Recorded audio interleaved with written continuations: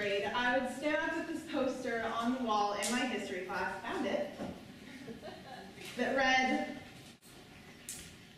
"Well-behaved women rarely make history." Now, I had just discovered feminism back then, so I loved this poster with all of my heart. As I really started thinking about it, I realized how much truth this poster held.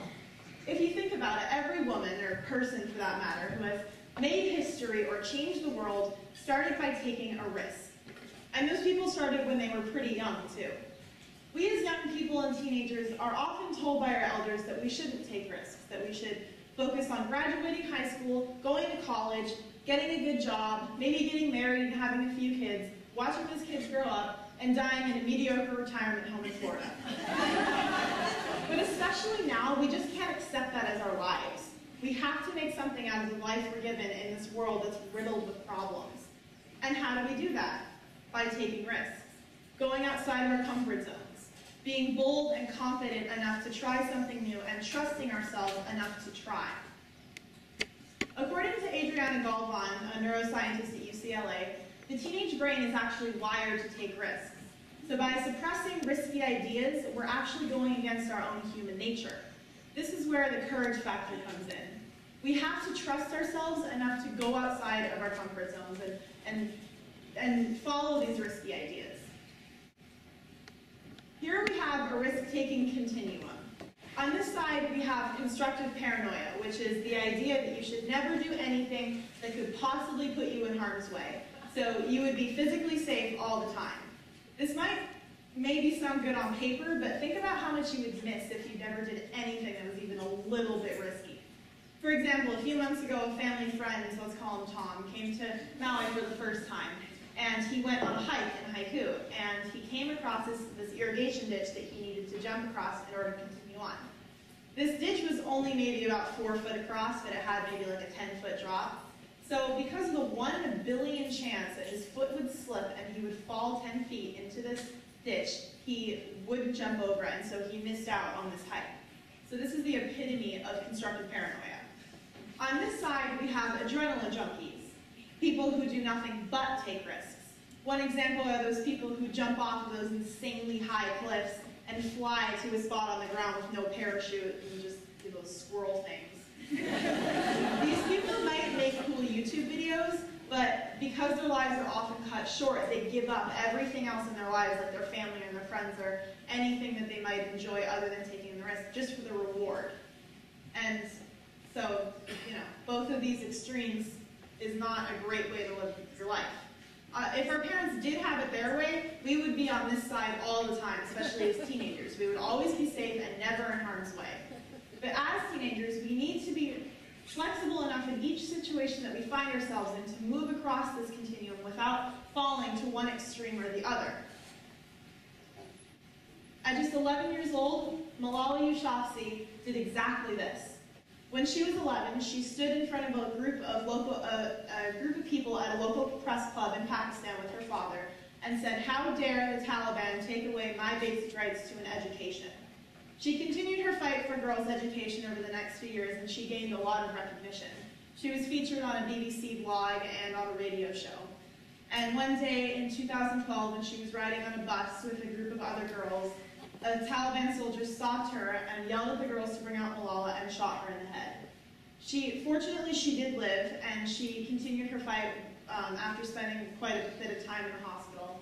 She went on to write her own book, speak at the UN, and last year she was the youngest ever Nobel Peace Prize winner at just 17 years old. So where did all this courage come from? Where did she find the mindset to do all this amazing stuff? Her fight began with a deep passion for an idea. She wanted to learn and to have an education. She defied the Taliban and strived for what she believed in. She trusted herself enough to take a risk that resulted in a change. This is where many people struggle. Oh, these are some more pictures of her. Pretty cool. Okay. This is where this is where many teenagers struggle. We have so many reasons not to.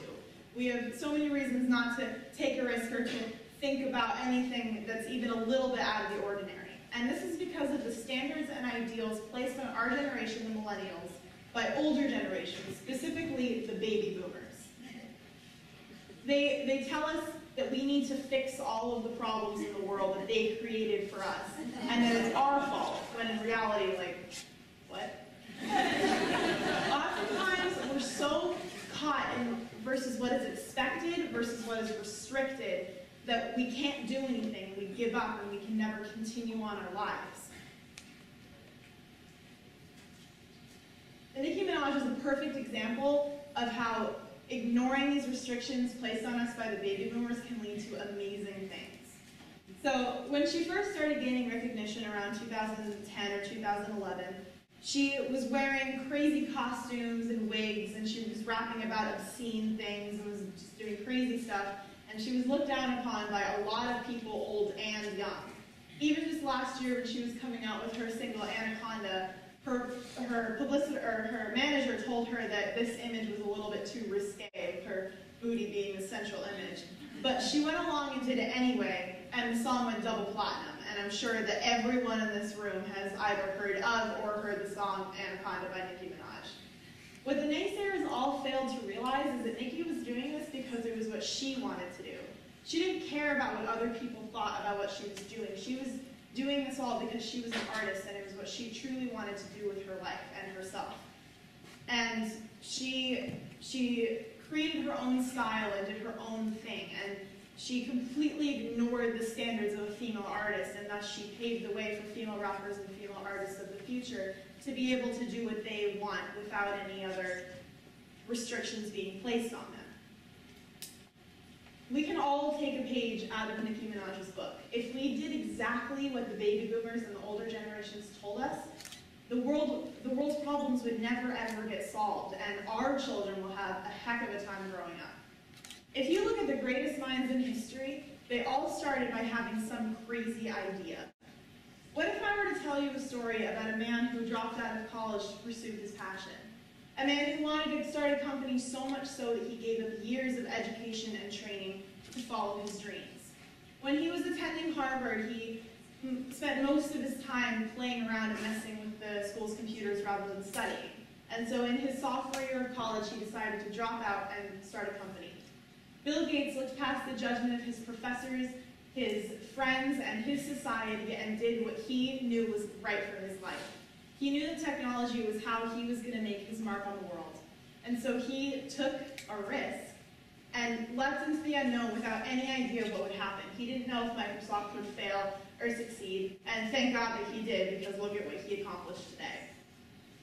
Taking risks is one of the scariest things a person can do.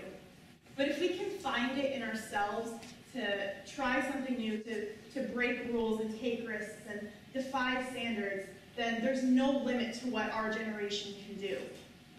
Bilal Yousafzai had a deep passion for an idea, Nicki Minaj defied standards, and Bill Gates leapt into the unknown. If we can follow in the footsteps of these three great, amazing people, think about what we can do. I encourage young people everywhere to try something new. Stand up to that bully. Follow your passions wherever they might take you. This is how our generation will change the world, because world change begins with the individual. Thank you.